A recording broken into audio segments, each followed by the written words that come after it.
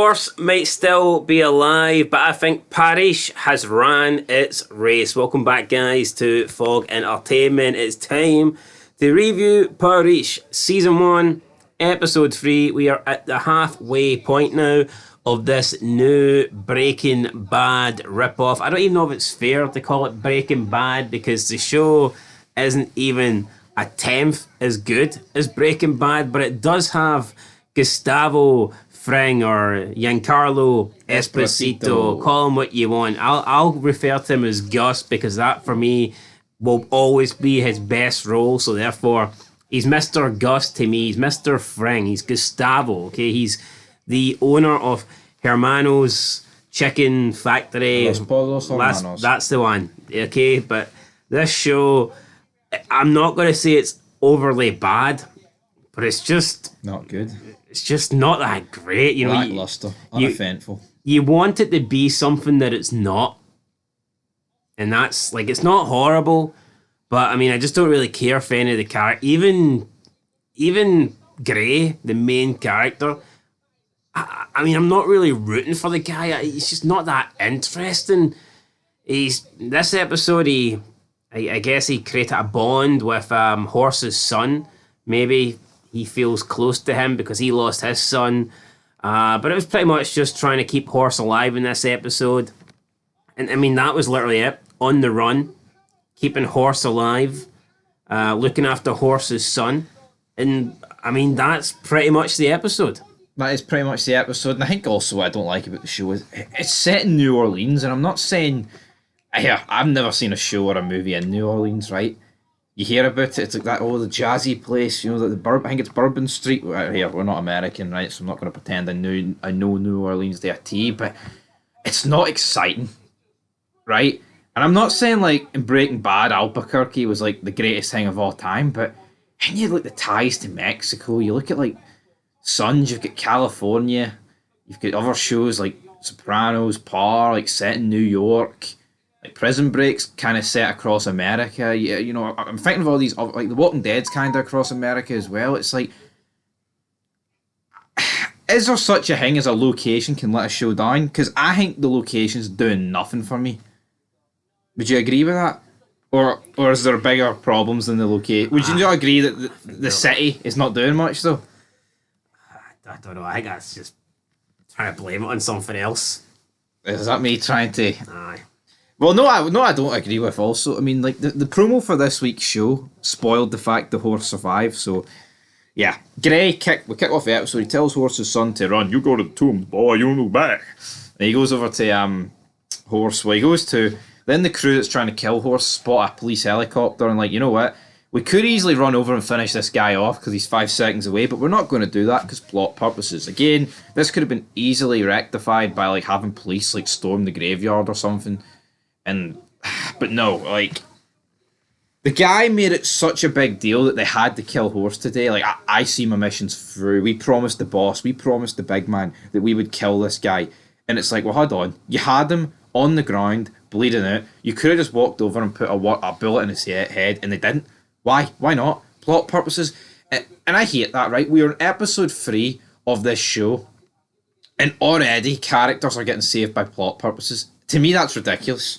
We're not 3 seasons in, right? We're not a part of a franchise where this character's been around for like 6 seasons prior. I don't get how 3 episodes into a brand new show, characters are already developing plot armor. And do you not think that's a problem? Yeah, 100%. Because I just don't grasp why this Horse guy, like, why does it have to be spoilt in the promo? And then why does it also have to be the fact that these guys just didn't walk over and shoot him? But we're introduced to their boss, right?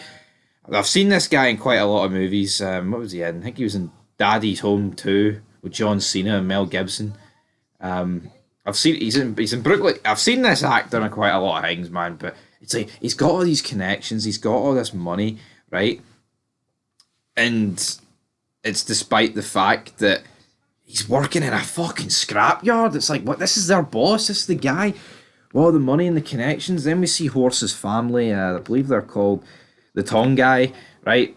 They go and confront the businessman who said, oh, it's a gentleman's agreement. For last episode, they pour gasoline over him, they threaten him. It's like everybody who's white in this show is just portrayed as a bad apple and or cowardly. They pour gasoline over and she's like, you're a tinkimpy. And he's like, what's that? Well, I don't even know what that means. And then she's like, it means you're a rat. You're a snitch.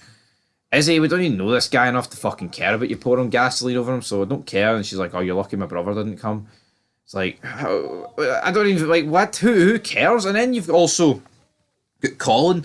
He whips out flowers. Don't even know where I've plucked Colin's name from, because, I mean, I've had to go into the depths of hell to find that. He whips out these flowers. He heads towards this car. Looks like it's his ex-wife or girlfriend or whatever. Then it turns out there's a guy sitting beside her in the car. You're thinking, right, this must be the new boyfriend. Turns out it's actually his brother. Then it turns out she's pregnant. But then he kind of makes a joke to Gray later on, like, he's going to resemble me, the kid. But then is that because it's your brother's kid and he looks a bit like you anyway? Or is it because it's your kid and it's going to look like you? I'm confused. I don't know what's going on. I'm pretty sure it's because that's his first time seeing her, I guess, since being out of jail. So, yeah, it's definitely not his.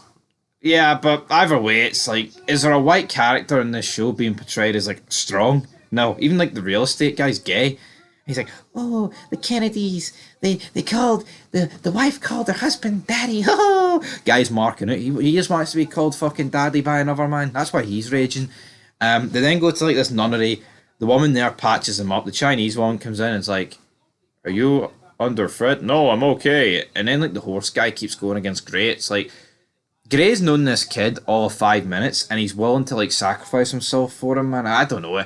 It's either, like, the acting is overacting or it's lackluster. There's, like, no in between. It almost feels forced in certain areas.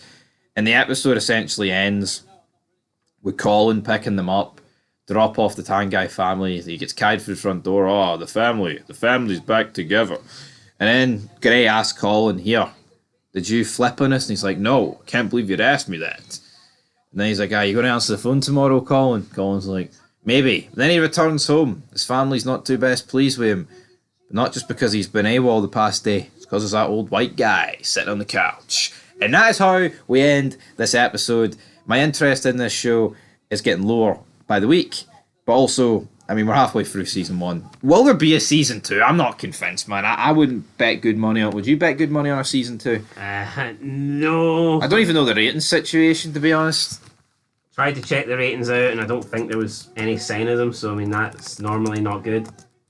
Yeah, I mean ratings are pretty, important to a TV show. I mean, what network's it on? AMC. I mean, AMC's a decent network these days, and I can't find anything to do with. But next week's episode is called Pimpy. That's obviously, I think, rat and Nigerian. I'm not going to learn Nigerian any fucking time soon, so that does nothing for me. Anyway, I'm going to give this episode a 3 out of 10. I'll get a 4. I thought it was better than last week's, but not really that interesting, so... Yeah, 3.5 out of 10, guys. That is it for Parish. We'll be back soon with some more content. Till then, peace.